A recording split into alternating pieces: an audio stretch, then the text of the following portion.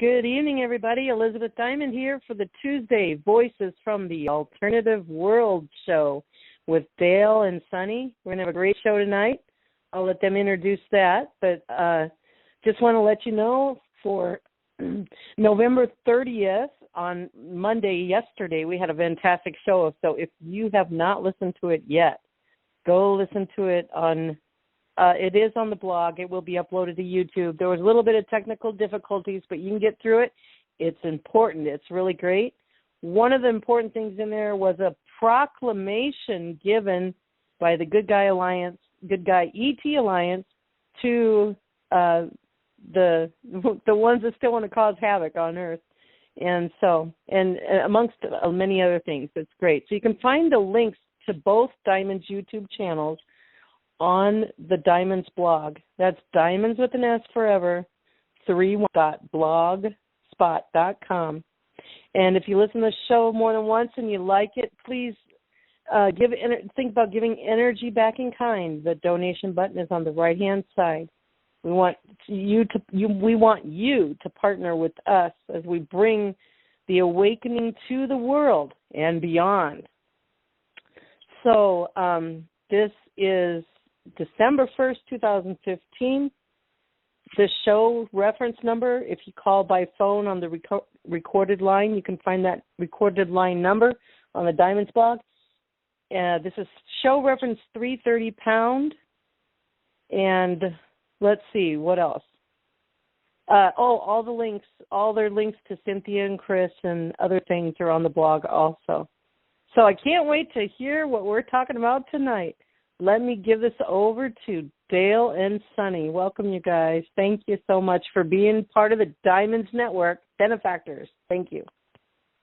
Good evening, everyone. And we've reached that hour at the beginning of the program when it's time to invoke the law of one. So here we go. The law of one. We are all one. When one is harmed, all are harmed.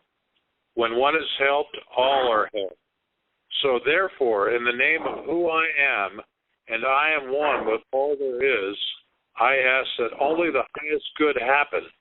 So it is, so it be it, and thanks. That this is, excuse me. So it is, so be it, and thanks that this is. Amen. Amen. Amen. Thank you. Okay, thank you, Dale, very much. This is Sunny, and I am going to now introduce my very special guest. And this, we've known each other a long time. We knew each other 40 years ago, and we were out of touch for quite a while. But it's been very much my pleasure to reconnect with this person, and we did know each other in the One World Family Commune, but we're not going to discuss much of that this evening. We're going to discuss his current project with his wife, Lynn, in Oregon, the Sharing Gardens project. And I will say, and this is that they have a church called Full Circle, and I have felt Full Circle connection that has been happening recently. And I'm very pleased with all the connections I've been making recently and the wonderful people that have been part of my life and are coming back into my life. So with that in mind and heart, I would like to introduce Chris Burns, and may you give a little introduction as to how you got the garden started and what led you to be inspired to start these gardens. I know you were doing gardens way, way back. You've been a very experienced organic gardener. Take it away, my friend. Take it away. Well, first of all, Sunny, the church is named Full Circle Family Church, if you're going to look. Okay.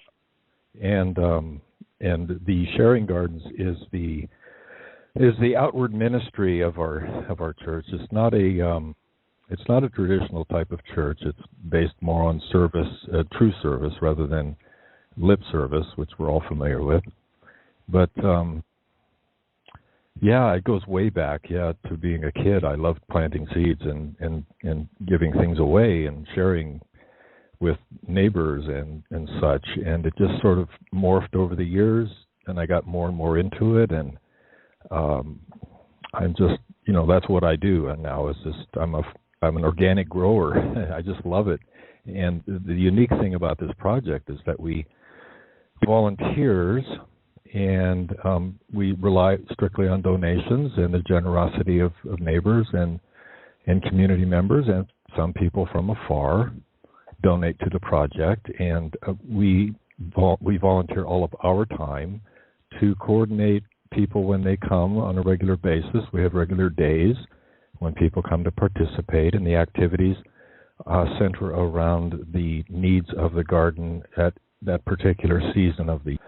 So we have to stay up on that and be ready to plug people in when they come. And we make it as fun as possible. That's what draws people in, and also the fact that when they leave, they can take as much organic produce with them as they can use for themselves and their families.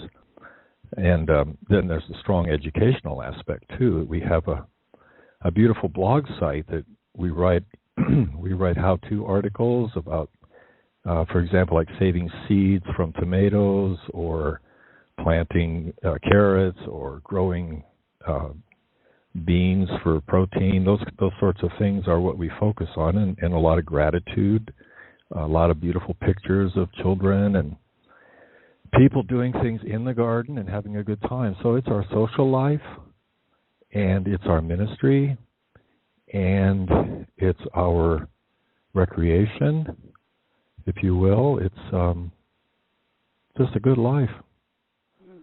So basically, that's sort of it. It's all nonprofit. We never sell anything to anyone, even if they come and ask if they can buy. We would rather give it to them, and if they wish to make a donation, they can do that, but there's no expectation of a return. So it's truly giving without thought of receiving, and that's what makes it so unique, and that's what makes it work as far as we can determine. But there's a hidden law that's sort of like the law of gravity, that it just works when you give without thought of return of any kind, either personal credit or recognition or money, or it's not a barter system, it's not a trade, it's just a pure giving, and then people can give back if they wish to, but there's no obligation. So that's how it functions. And this is our 7th year we just finished, and it's growing and growing. Mm-hmm. Well, that sounds so wonderful. It's truly demonstrating, that it is shown to you in your lives how this works, that it can have a total lifestyle like this, and it's not like you're dividing up your life between work and play, so to speak, and even social life, because it seems like it's all wrapped up in that experience. It's kind of like one experience, and that's great that people can see that. Yeah. Mm-hmm. It's a holistic way to live, and it's we focus is sustainable, and as well we focus on what is not sustainable, and we work to leave behind or delete those unsustainable activities or belief systems that we've come to embrace as part of normal life. But so it requires a deep examination of our motivations and our habits around food and housing and transportation, and all of those things have to be looked at carefully in order to really get serious about moving toward a sustainable lifestyle. And so that's the context in which we're doing this project. Is that's like the foundation. Growing food and sharing food with people around you is that's like the foundation of building a more sustainable community. And so that's what we do. Well, it's certainly something that everybody needs, is good food. And so it's kind of like a bottom line way of reaching out to people, and it's also showing them that that they can be healthier through their eating organic food, and plus their lifestyle in general. Yes. So that's people tend to if people are hungry, they won't listen to what you have to say. They feeding people's bodies is important right up front, and and learning trust. I mean, one of the issues that we've dealt with, especially early on in the project, was that people would come and they would think, well, how much do I get if I put in so and so many hours, or like, and some people were on the other side. Oh, that's too much. That's too generous. You know, you give them a whole box of tomatoes to take home to can, and they say, oh, I don't deserve that. You know, there's a whole stigma in this type of economic system that we've grown up with about equity and sense, more of a sense of scarcity that sort of fuels our economy. And then so it's it's kind of like we think of it as reversing the thinking of the world, you know. And the world is basically focused on getting. There's not a lot of competition on the giving side, but there's a lot of competition on the getting side. And so we're bucking the system, if you will. Yeah. It's hard for people to get it. It's hard for them to understand it sometimes. It's they're so used to thinking in that other box, you know. Mm-hmm. And they're so. Yeah. Well, living for the dollar seems to.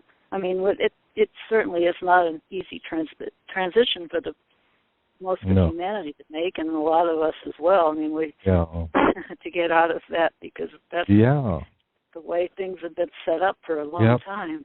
It's a deep rut. Mm-hmm. Mm-hmm. And I have to say, go ahead. I have to say, I have checked out your blog on your website, and it's so inspiring. I just have to thank you very much for all that you've generated, and especially even the learning part of giving and receiving, and like you said, the trust, where people see, you know, it's such a healing. I mean, it brings in so much positive energy, you know, and I can see, and I really appreciate your site, because it answers so many questions about raising a natural foods garden and the different seeds and stuff. I just think it's an excellent project, and I just wanted you to know that. Well, thank you. Thank you very much. Is this Jeannie or Elizabeth? Who's speaking? Jeannie. Hi, Jeannie. Jeannie. All right. Hi. You know, yesterday morning, I guess if you've been following on the blog site, you read about all the college students that are getting involved. And yesterday morning, we went to a symposium that was held at the university, where all of these students throughout the year had come together and prepared these beautiful posters that describe their experiences, not just in our project. There are other projects around the Willamette Valley where these kids go as part of what they call service learning. And it's a brand new department at the university called Service Learning. And the idea is to get the students out away from the campus and involved with efforts and charities in the community. And we were really well received yesterday morning. We got to see some of the kids that, well, I call them kids, but they're in their 20s, you know, most of them, that came, you know, to our gardens. We got to meet and hug these kids again. We had such a great little reunion, and it was just a real validation. It shows that there's a crack beginning to open up in consciousness and in the university system, and I think in the political world as well, in the economic world. There's a lot more evidence of leaning into each other in a sharing way, in a sense of wanting to reestablish human connections. We've lost human connections, many of us, through electronics and through any number addictions of one kind or another. But it seems like it's starting to come back full circle. Like people are craving some meaning in their lives, something simpler and something more meaningful, and something gives them something to do that's physically good for their bodies as well as their souls and their minds and spirit. And gardening is just one of those ways that reconnects people to where they live. You know, we all live on the same planet, so we all stand on the same soil. We're all standing on the same soil. It looks like there's divisions because of the oceans, but they're all connected underneath. So we're all connected. We're all part of one. We're all part of one. Yeah. Absolutely. Mm-hmm. And one people. Yeah. If I could chime in here, because you hit my button when you mentioned economics, and I have a letter that was sent to me through email that was that. And this is an example of the vortex that I spoke about, reversing its rotation, and the power of economics being devoted to the change. And because and so here's anyway, this is from the Chief Executive Officer from Impossible Foods, and it says, "To all our friends, thank you for your support, your kind words and encouragement, energize and inspire our team at Impossible Foods every day. We founded Impossible Foods to solve one of the biggest environmental problems in the world by developing a much more sustainable way to produce the foods that we consumers love. Using ingredients from plants, we make meats and cheeses that delight, nourish, and satisfy uncompromising meat lovers without the environmental destruction of animal farming. Right. Many of you have had available. Our team is working hard to release our first product, the Impossible Burger, by the end of 2016. We can't wait for you to try it, but we are taking any shortcuts. We'll keep you posted on opportunities to get your first taste of the burger in the interim. You can see what we're up to on Facebook and Twitter. We'll also begin making live appearances at special events." Now, this is a special event that everybody can Google, and it's the Sustainable Innovation Forum at COP21, where and once again I'll repeat that, the Sustainable Innovation Forum at COP21, where we will be encouraging leaders in business and policy to rethink meat. The Impossible team sincerely appreciates your support. We look forward to continuing our dialogue with you, and we'll keep you updated on our progress. And the founder, one of the founders, along with Pat Brown, the CEO, is a former chemist professor at Stanford. And, you know, people like Elon Musk and people like Pat Brown and people like Bill and Melinda Gates, and you know, there's a tremendous amount of capital being devoted for this transition period. And you know, the problem isn't convincing the people that are already vegetarians to grow and eat vegetables. It's creating or eliminating the myth that somehow a plant diet has to be a healthy organic plant diet has to be you know, rabbit food, carrots and celery and so forth. So, you know, and this is another little caveat here.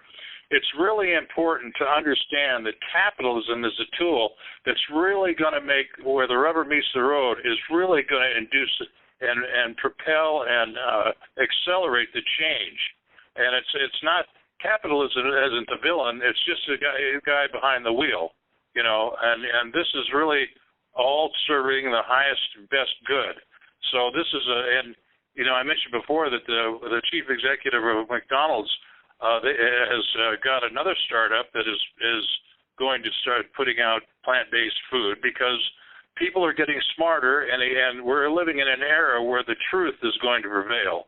And you know, this brought up another thing because, you know, agriculture is a fundamental, basic component of a viable economy. And when you're an investor looks at all the countries in the world, the first thing they look and say, well, is there a inexpensive, abundant supply of food? Because if you don't have that, you don't have an economy. And so, you know, this is just another little, you know, bright spot on the horizon. And so if you know, don't listen to the media, but really do the research and find out what's really happening and where the momentum of the world is going. So we're getting some traction now, and we're getting it in the real world, and it's making a significant difference. You know, it's just, I thought I'd add that. And then in closing, I like to say one of my projects is to develop botanical gardens that are enclosed inside, for lack of a better description, inside of tilt-ups, where we create environments where people can have, in colder climates, can have plant food accessible, and try fruit and vegetables and all the things that they need to be healthy close by, even in the dead of winter when it's 20 below zero. So that's what I really because I think once you get the world fed, the rest of it is pretty small potatoes, because they're not so in a hurry to go over and conquer their neighbor to take their Pop-Tart away from them.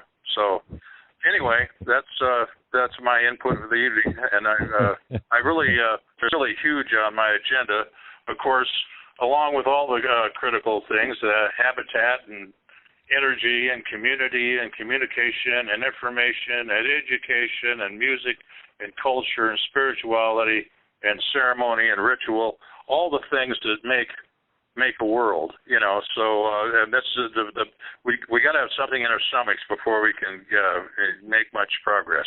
So thank you. I just pile that in there with all the other stuff. Well, thank you for sharing that, Dale. Thank you for that. Mm-hmm. Yeah, certainly all the good things, are contributing to the evolution of people's awareness about all of this. And, I see it. I see it on Facebook and, things people post about all these innovative ideas that people are coming up with for housing and growing food and indoors, in different ways. So, yeah, I do believe that people are, this kind of reached a critical mass, and we're at a point now in our planetary evolution and where people really do want a change. It just feels like this change is happening. So, and in this show in particular, I feel so inspired about, because, all the Diamond shows are inspiring to me, and I'm so grateful that I have this opportunity to invite people in that have these real experiences to share, ways of building a new way of life here. So we're the boots on the ground show, more or less. So. That's a good way to put it. Yeah. Bare feet on the ground. Yeah. You need some good mud boots. Mud boots. muddy boots. Bare feet. Yeah. Well, when you put your hands in the soil, you have an automatic connection universally throughout the whole universe, you just really have the connection of energy source. One of the other shows, they were talking about unlimited energy, and I just read something recently that talked about that they're doing a project with sand, that every little grain of sand has enough energy in it when to power, huge amounts of like cities and all kinds of things, and just, it's unlimited with the sand and different, we have different avenues that we haven't thought of for energy is now being made visible and possible to change over from all the archaic types of fuels. So that's a good feeling there too. And hemp, boy, we sure need to start growing hemp again. Yeah, right on. Because it's so many uses. Of course, the oil companies don't like that, and the pharmaceuticals and all that. But yeah, right. Timber and all. So I replace. Yeah, go ahead. To add maybe a different thread to that discussion, what I try to look at is it's not how we can develop more energy, but how we can stop using the energy that we have now for meaningless causes or for destructive purposes, and for producing junk that we don't need, and for driving individual cars that go no place, no place important. I mean, it's a different way of looking. when we talk about sustainability, we're already implying that what we're doing now is not sustainable. So to shift our focus to start looking at not how other people should change, but how we as individuals can begin to adjust to a sustainable paradigm, seems to be instead of trying to create more energy, start looking at using the energy we have for service, for serving people. I say, oddly enough, strangely, this is really kind of ironic, but one of the key components of this the energy issue is agriculture itself, because right now 70% of the energy consumed is devoted to transportation. Yeah. And that's right now we're shipping oranges from New Zealand to sell in Southern California, and we're doing all kinds of crazy stuff. So to get this agriculture relocated to close to the consumers, so there isn't this, and this is why I'm a big fan of these renewable energy powered botanical gardens, because once the economics of the thing gets squared away and the costs are so people can go into these markets and literally pick the food that they're going to eat right off the vine. You're going to be walking through a forest, and you're going to go have your little aisle, and you're going to pick up your bananas, and you're going to pick up your and it's all freshly grown right there in that garden. And then those climates that are warmer, well, you just follow Jeff Lawton's concept of an edible forest, and then we've really got to create the world, make the world an edible forest, so that it already was. It already was. And when we decided to put price tags on everything and create an economy that was based on who has money, that's where we messed it up. I know for a fact that's the way it is, because I grew up in Alaska in the 50s, and I didn't pack a lunch when I went out hiking. The forests were so rich, believe me, my stomach was full, and I had even in Alaska. Ice cold glacial water. They sell people in bottles now, so it's the natural order of things, and we just have to get back to that, so that the nature we're engaged with nature, so that it provides for us instead of using it to make a buck out of. And it's a two-way street. We have to provide for nature as well at the same time. It's a full circle. We have to nourish the soil. All life comes out of the soil at some point. All life, and we need to have a reverence for. Instead of we need to spend an equal amount of time focusing on the civilizations that exist beneath our feet, as much time as we do spend on looking at the ones beyond the stars, and start getting grounded on the planet we're on and living on it as if we know what life is, and participate. And I've got this thing that I think that we have more to forget than we have to learn. I think we've learned a whole lot of stuff that we need to clean out of our heads and clean out of our belief systems, and begin to get simple again and focus on what the priorities are. We're far too educated for our own good in many cases, and we have become so programmed into believing that this world operates on money, and it's not. And that was not here when we got here. That was something we created, and there are no other creatures on the planet. They're buying and selling their daily bread and creating banks and savings, these things. These are the things that keep us from living a sustainable lifestyle, because capitalism is not sustainable. It is not based on giving back. It is based on getting, and getting the most for the least, right?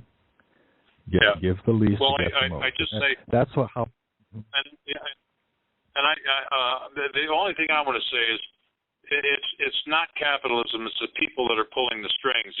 My uncle was a spiritual economist, and his whole life was devoted to using the money system to to get to a point where we don't use money anymore. So this transition, one of the key components of transition is using capitalism to do that. Ultimately, it's systematically going. Yeah, dismantle it systematically, as the velocity in the new vortex speeds up, this one will no longer have the energy to support it. And that transition is taking place in the changes in our thinking and the changes in our behavior. So what I'm saying is that's transition. That's the way we're going to have an orderly transition instead of one that's chaotic and warlike. Because the next it already is. system is the next system is put together with reason and wisdom. And love, and not guns and bullets, Yeah. Excuse me, I wanted to go back we can't pull the rug out too fast. Yeah. Yeah, and that's the creator's. It's an organic thing that's happening within each individual, and that's the creator's will. It's just time for us to straighten up and fly right. Yeah. Comes from the inside out, but it's certainly good to have models out there of people that are doing things. But it's an evolution from within us. The snowball's running down. There's no stopping it. It is returning to what natural way of life that existed before all of this came about. All of the complications of the money system, and we have to get out of it gradually, it seems, but nevertheless, yeah. The imbalance of the money system is actually causing us to change quicker. And it has to be global. We're not isolated anymore. So when the iPhone comes out in New York, it also comes out in Peking and Paris and Rio. So we're all on the same page for the first time in the history of the world. It's instant communication. Well, we are. Yeah, I mean, we are a global family, and we can recognize that in the most positive context. Not in control. It like a certain group would like to see it as a world-controlled government, but as a organic family of living on the planet and honoring Mother Earth and serving Mother Earth as Mother Earth gives back to us. Okay, Chris. Another earmark is that Chris. as we speak, there's a monumental meeting taking place between nations where they're collectively deciding that climate change is a top priority as part of the security regime. Unless we do something about controlling our behavior, we don't have to worry about our security because we're not going to have a planet. Dale, you just brought up a really good point that just is crucial. Okay. What's that? Okay. No, that's fine. Go ahead, Chris. I want to hear from you. Okay. You talked about this conference on global warming, and do you realize how many people are flying jetliners to go to this meeting? Or is it they're expecting 40,000? And so here we're going to fly halfway around the world. Jeez. It's not perfect, but it's a starting point. It's a starting point. You got to start the dialogue. Okay, I need to say that you're both breaking up some. I wondered if you could get closer to do something to, you're both breaking up a little here. Your sound. Your phone is breaking up too. I hear that too. Oh, is it? Okay. Well, I'm moving around a little bit. I'm getting close to the door. Is it any better now? It's still stuttering a little bit, but we can hear you. Oh. Okay, good. Yeah, maybe it's just in the air or something. Yeah, because you started out pretty clear. Testing. Is that better? You're breaking up too, Dale. Can you hear me now? Yeah, you're breaking up too. We're all breaking up.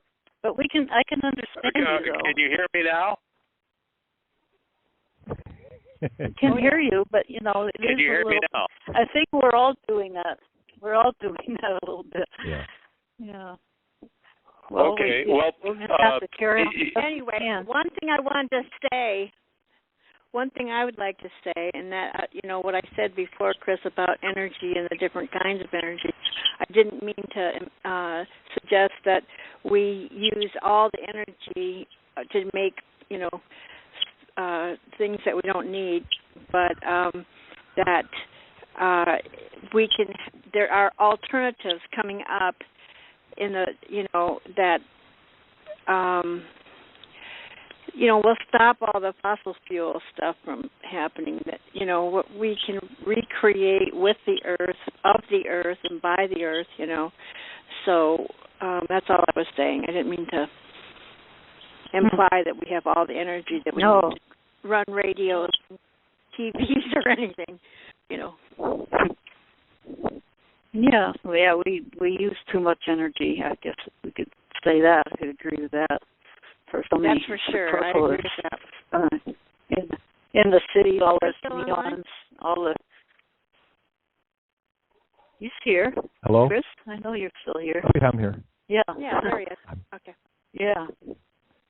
Yeah, we live in a universe that is unlimited sources of all things needful. And I believe that we will be given higher technologies when we have disarmed and when we have decided to become sane living beings again and stop using the energy for selfish purposes and destructive purposes. The energy is available. There's no shortage. It's just there's a shortage of common sense and how to use it to better the lives of everyone. And right now we look at the planet and we can clearly see that it's not working for most people. It's working well for isolated pockets of people around the world, but and we happen to be kind of insulated from what's going on. I know we know, but intellectually we know. I don't know that we know how it feels to be living in Syria or any of these other places that are going through such horrible cleansings and wars and stuff. But I totally agree with what you're saying there, Jeannie, about energy, and I just want us to all realize how important it is to personally make those changes in our lives that become an example of what we're all talking about. And so that's the essence of this project, is to put it on the ground and get people involved. It's beyond the talking stages. It's beyond the planning stages. It's actually functioning. The doing of it. Great ideas are a dime a dozen. We've all heard that. Yeah. No, I've been watching this come together for a long time, and I'm really proud to say that I have been in the wings witnessing the development of your concepts here and how it's being delivered, and to see it manifest is really a joy. It really is. It really is. To be part of it. It's amazing. I'm amazed at it myself all the time. It's just like, where do the ideas come from? Where does the energy come from? It's all, and there's no profit motive in it, which is just, and that I'm still getting used to that. I mean, that's still, people, just people can't understand. You're just growing this, you're just giving it all away. You don't sell anything. Nope. Nope. It's so well, how do you live? You don't sell any of your produce. Yeah, and it's fun. It's wonderful. Nothing. That's been working. No. And it's a clearinghouse for other materials as well. Yeah. No marketing at all, and we don't have to report to IRS. We asked them to take us off their mailing list, so we're not paying IRS any money. And we had just recently went through court and at the local level here in Oregon, at the state level actually, state and county, and they reduced the property taxes by half, which was real generous of them. And we plan to go back and appeal that next year. And so, I mean, we have received so many letters of support from people in the agencies that we provide produce to, and the university and the health department and the local doctor. You know, so it's actually beyond the stage of we're thinking about doing this or we're talking about doing this. We're actually planting seeds. We're putting up a 30 by 50 greenhouse right now as we speak. No, actually, it's dark outside, but that this time of year we're in that process, and that was donated. It's a solid steel frame greenhouse, which is really big. It's bigger than most people's gardens. But so those things are happening all the time, and it just keeps snowballing. It's just we were offered a grant. We were contacted. We were offered a grant. Are you providing work? Are you providing workshops where? Are you providing workshops where people can come and learn how to do this in their communities? Yes. I'd be. What's the fee, and how often do you have them? What's the fee? There's no fee. We have 3 days a week. So are they scheduled? The workshops, are they scheduled periodically? Let me just explain that briefly for you. Okay, you ready? Okay. We don't charge anything for anything. We don't offer workshops that people pay for. In fact, we don't even we try not to use the word work. We encourage everyone who comes to come and play in the garden with us. We have Mondays, Thursdays, and Saturdays volunteer sessions. We call them caregiver sessions. And aside from that, we have a very extensive web presence with a lot of how-to information. We have I believe we have a PDF online that explains the process of getting one of these products started. But no, Lynn says she could email it to anybody who needs it. But and we have all during the school sessions, the Oregon State University students come out at 6 at a time and participate. But there's no charge for that. And so, are you saying you want to come and take a workshop? I would like to go there and observe how it's done and learn more about it, and then work towards getting something started down here in Southern California. Well, I think the first step would probably be to go on a site and familiarize yourself with the principles, because it's not your typical community garden type project. And honestly, we've tried to mentor other people who've tried to do this, but the element that's missing for most people is the faith. People don't trust it enough. They don't realize that it's a law. If you give without thought of receiving, then all of your needs are provided. And I lived in Alaska. Everything was free. Believe me, I have no problem with it. And it's just a matter of how to institute it and duplicate what you have in other locations. Because I know, that's what I'm saying. Yeah. And so which city are you located in? We're up in Oregon between Eugene and Corvallis, a small town called Monroe. Have you been to our blog site at all? Is that Monroe? Monroe? Like President Monroe? Monroe Sharing Gardens. Hello. Have you gone to our blog site at all? No, I haven't. Okay, well, that would be the first thing to do. It's a good place to start. Yeah. It's a place to start. Okay, so it explains a lot of things, Dale. Okay. Yeah. You'll learn a lot about it. I'm not see the problem that I'll solve, obviously, is I'm not a blogger, so I don't that word blog doesn't go through my database. Yeah. Okay, call. So, it's a website.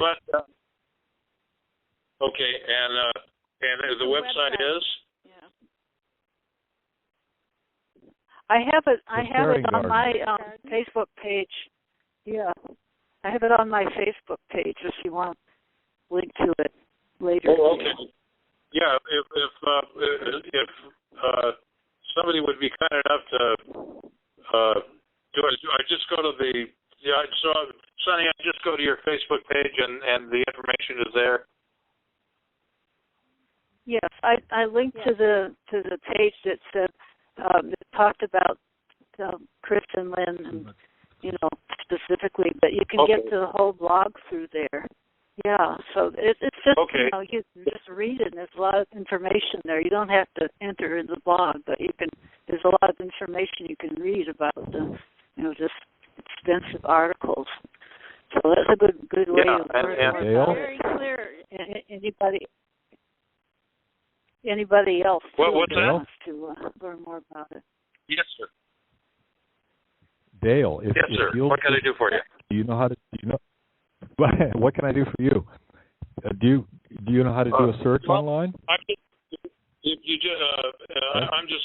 I've got enough information. I'll just get it on Sonny's webpage. But if there's any other information about contact information that you'd like to give to the listeners, that'd be great. It's all on there. If you do it, it's all on the blog. Yeah. Can you give the blog site, please, so it's on the recording? Thank you. I will do that. Yeah. If you do a search for the Sharing Gardens of Monroe, Oregon, it'll take you right there. The Sharing Gardens of Monroe, Oregon. Then it'll just take you right there. Okay? And I did that to find other articles. There are other articles and interviews that they've done that you might be interested in reading about the garden. Yeah, there's a couple of YouTube videos on there about it. There's down the right-hand column, there's a mission statement on there. There's an overview of how it works, and there's just a lot of information there that you can that will answer a lot of your questions before you would take the time to drive over here or whatever. Yeah. But not to discourage. Yeah, well, that's not it. Oregon's I've got a sister who lives in Portland, so I'm glad you feel motivated to. Yeah, Dale, I'm glad you feel motivated to do that. And it'd be good to get a lot of information first. But this is the key thing that people have to learn, and that's that in order for us to make this transition, we have to live without ownership of land or use of money. So this is a huge step in that development, and that's what I really think. There's three different components to this. There's the people that completely are in this system, and there are the people that completely understand the natural order of things and are in harmony with it. And then there's this transition area where people have to learn how to live in the new age. And so these three stages, this growth period has, and there's the in between area where people are learning and fasting and meditating and developing and preparing themselves to live in those communities that have already gotten there. Yes, it's really an inner process which leads to the outer expression. And so, it's good. It's good. I want to see if anybody else that hasn't spoken yet has anything to say. I'm going to be making I'm going to be making a trip to Monroe, Oregon, in a not too distant future, probably sometime after the first of the year, when the spring breaks. And my sister's nearby, and it's going to be an easy thing for me to manage. And I'm looking forward to meeting you, really, and getting into this deeper, because agriculture, that's my wheelhouse. That's what I'm interested in. I'm interested in everybody going to bed at night with a full stomach. Excellent. It's your turn, Excellent. Sonny. Oh, Billy. Yeah. Yes. Is there anybody else on the line that would like to come in and share or ask a question or anything of that nature? I guess Elizabeth can unblock the lines if she needs to. I don't quite know how to do that. I just want to The room's say open. I'm very inspired. Very inspired, Oh, Chris. good. You're doing a great job. Your Sweet. blog is awesome. Thank you. Well, my wife gets a lot of credit for that. She's, yeah. So. No, I see that. Yeah, I it'd be know. nice if she. She's amazing. Yeah, if she could come on. Yeah, She can come on sometime. I guess she said she'd like to come on. I'd like her to be on tonight, but I guess it's not easy for two people to be on your system at the same time. It's not easy. So. It's.